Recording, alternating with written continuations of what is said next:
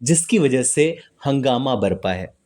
उन्होंने सीधे एकनाथ शिंदे का तो नाम नहीं लिया, लेकिन उन्होंने दिल तो पागल है गाने का ऐसा पैरोडी सॉन्ग तैयार किया जो ये बताता है कि साल 2022 में जब शिवसेना में दो धड़े बंटे थे तो उसमें एकनाथ शिंदे गद्दार थे। उन्होंने इस गाने में गद्दार शब्द का इस्तेमाल किया है।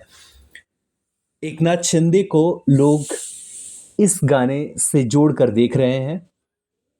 कुणाल कामरा ने एकनाथ शिंदे का पूरे शो के दौरान कोई नाम नहीं लिया, लेकिन सारा हंगामा इसी पे बरपा है। रविवार को जैसे ही ये वीडियो सामने आया, शिवसेना गुट के कार्यकर्ता भड़क गए। उन्होंने बेहद नाराजगी जताई। शिवसेना के कार्यकर्ता उस जगह तक पहुंच गए जहां ये शो रिकॉर्ड हुआ था। अब वहां कुछ भी नहीं बचा है। भयानक तोड़फोड़ मचाई गई है। शिवसेना गुट के जो विधायक हैं मुरजी पटेल ने कुणाल कामरा के खिलाफ इस मामले में एक केस भी दर्ज कराया। उन्हें गिरफ्तार करने की मांग पूरे राज्य में हो रही है। शिव सैनिक जो अब दो हिस्सों में बटे हैं, एक शिव सैनिक हैं जो एकनाथ शिंदे के साथ हैं, दूसरे जो हैं वो उद्धव बाला साहब ठाकरे के साथ हैं।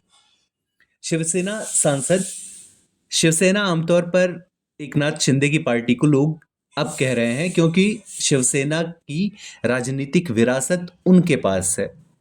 बाला साहब ठाकरे जिस तरीके से सोचते थे उससे बिल्कुल अलग सेकुलर सोच वाले नेता उद्धव ठाकरे हैं।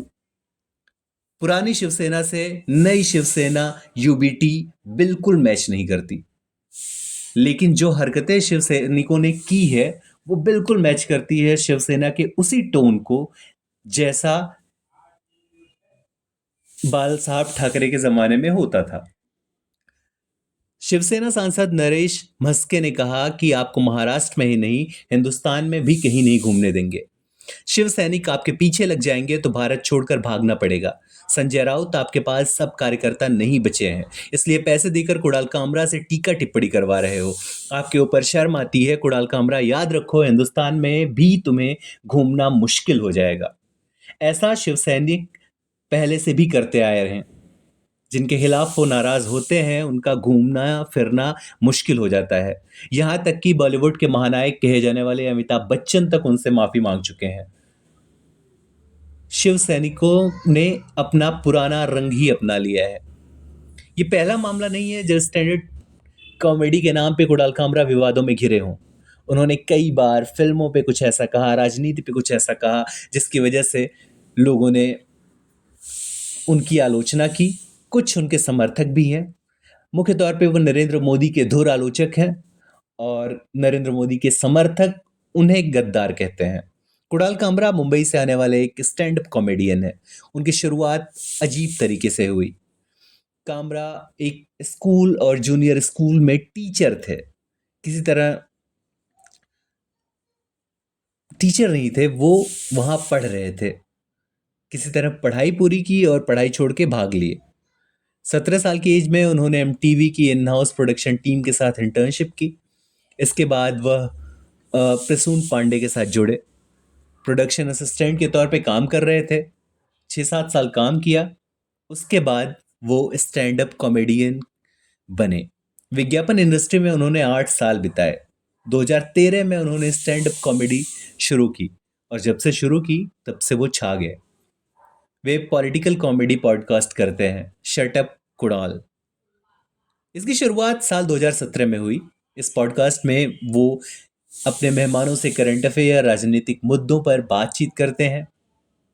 इस शो में बहुत सारे लोग उनके साथ आ चुके हैं और सारे वही हैं जो नरेंद्र मोदी के धुर आलोचक हैं। उनमें से रवीश कुमार, असदुद्दीन ओवैसी, उमर खालिद, जावेद अख्तर, अरविंद केजरीवाल जैसी चर्चित हस्तियां हैं। भारतीय जनता पार्टी से उनका टोन बिल्कुल मैच नहीं होता है।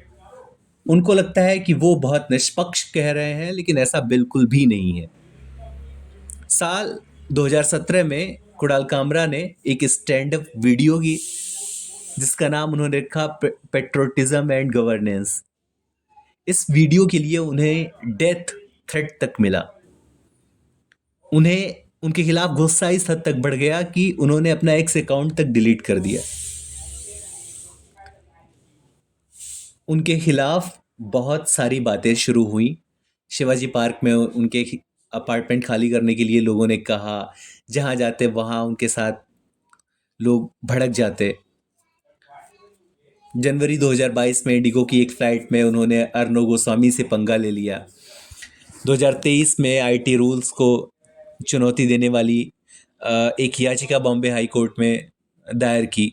ओला मालिक के साथ अजीब तरीके से बहस किया उन्होंने, और ये ऐसा कई बार हुआ। कुणाल कामरा कुछ अलग है। उन्होंने एक बार कहा था कि मेरे और भगवान के रिश्ते का वैसे तो मैं कोई टेस्ट देना जरूरी नहीं समझता, फिर भी एक टेस्ट देकर तुम्हारा टेस्ट ले लेता हूँ। मैं जोर से और गर्व से जय श्री सीताराम जय श्री कृष्ण कहता हूँ। अगर तुम सच में भारत की संतान हो तो गोड से मुर्दाबाद लिखकर भेजो, नहीं तो समझूंगा कि तुम लोग हिंदू विरोधी और आतंक समर्थक हो। कुणाल कामरा ये सोचने की भूल कर रहे हैं कि हिंदू गोडसे के पक्ष में है। गोडसे वो हैं जिन्होंने गांधी को गोली मारी थी, वही गांधी महात्मा गांधी। महात्मा गांधी पूजे जाते हैं। आम हिंदू कुणाल कामरा के मुताबिक गोडसे का समर्थक है, ऐसा है नहीं, दूर दूर तक नहीं है। कुणाल कामरा के बहुत सारे शोज रद्द हो चुके हैं, अब वो बहुत बुरी तरीके से फंसे हैं। देवेंद्र फडणवीस ने कहा है कि अभिव्यक्ति की आज़ादी के नाम पर ऐसा कुछ भी नहीं कहा जाना चाहिए जो किसी भी सम्मानित व्यक्ति की गरिमा को ठेस पहुंचाए। कुणाल कामरा कितने सही हैं कितने गलत हैं ये देखने वाली बात है, लेकिन फिलहाल वो मुश्किलों में है।